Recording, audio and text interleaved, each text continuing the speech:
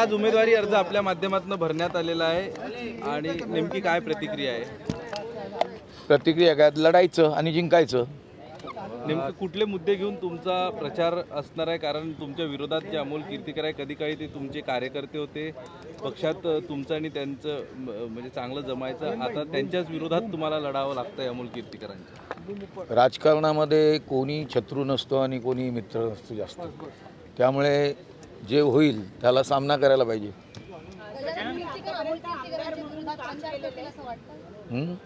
आज माझा फॉर्म भरायला तर आले होते, आपण पाहिलं असाल.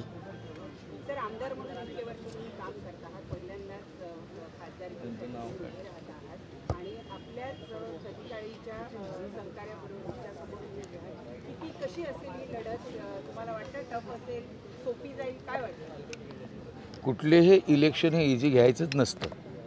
तुम्हाला माहिती, मी 4 वेळा नगरसेवक आणि 3 वेळा आमदार झालेले आहे, म्हणजे 35 वर्ष मी राजकारणात आहे. त्यामुळे मी खरं म्हणजे इलेक्शनच्या वेळी जास्त काही कष्ट घेत नाही आहे. ज्या वेळेला इलेक्शनच्या अगोदर ज्या वेळेला मी निवडून येतो प्रत्येक वेळेला, त्यावेळेला पहिल्या दिवशीच माझं इलेक्शन आहे असं समजून मी 365 दिवस वर्षाचे आणि 5 वर्ष अशा पद्धतीने काम करतो. त्यामुळे मी कुठलंच कॅल्क्युलेशन कधी केलं नाही आत्तापर्यंत. माझ्या इलेक्शनमध्ये लढायचं जिंकायचं एवढंच माझं उद्दिष्ट असतं, कारण काम बोलतात. आणि रवींद्र वायकर हा ब्रँड आहे कामाचा. मुंबई कॉर्पोरेशनमध्ये केलेली कामं आणि विधानसभेमध्ये केलेली कामं, हा अनुभव आणि शिक्षण या दोघांचा मेळ होऊनच आता जिंकायचं आहे. आणि लोकसभेमध्ये जाऊन तुम्हाला माहिती आहे मी कॉर्पोरेशनमध्ये कशा पद्धतीने काम केलेलं आहे, विधानसभेमध्ये कशा पद्धतीने काम केलेलं आहे, आणि ॲग्रेसिव्हपणे कामं करून घेणे हे माझं तत्त्व आहे आणि त्यातनं कामं करून घेतो. लोकसभेमध्ये देखील आपले प्रश्न मांडण्यासाठी मी जातो आहे, लाचच्या बेंचवर बसायसाठी जात नाही आहे. आपण जर बघितलं तर शिवसेना उद्धव बाळासाहेब ठाकरे पक्ष सोडून एकनाथ शिंदे यांच्या शिवसेनेमध्ये जाणारे शेवटचे मोठे नेते आपण होतात.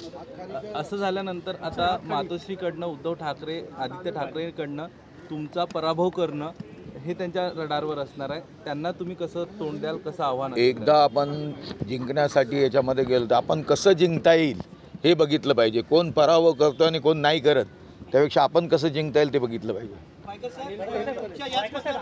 संजय निरुपम पण इच्छुक होते, ते आता तुमच्यासोबत तुमच्याच पक्षात सहभागी मदत होईल की लायबिलिटी असते? नक्कीच कोणी मनुष्य ॲड केला जातो त्यावेळेला मदतच होते. 1 2च होतात किंवा 1 11 होतात तुम्ही म्हणता तसे, तर त्या पद्धतीने होईल आणि जास्ती मतदान होईल.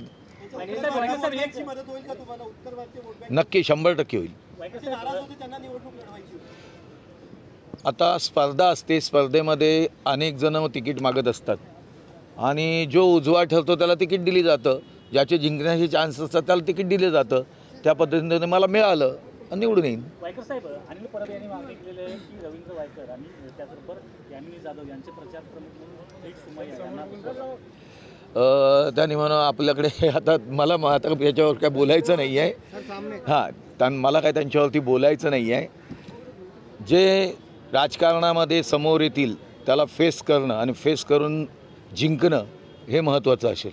कोण काय बोलतं याच्याकडे लक्ष द्यायचं नाही. सर हिंदी में भी एक प्रतिक्रिया दे दीजिए। सर हिंदी में जाना चाहेंगे।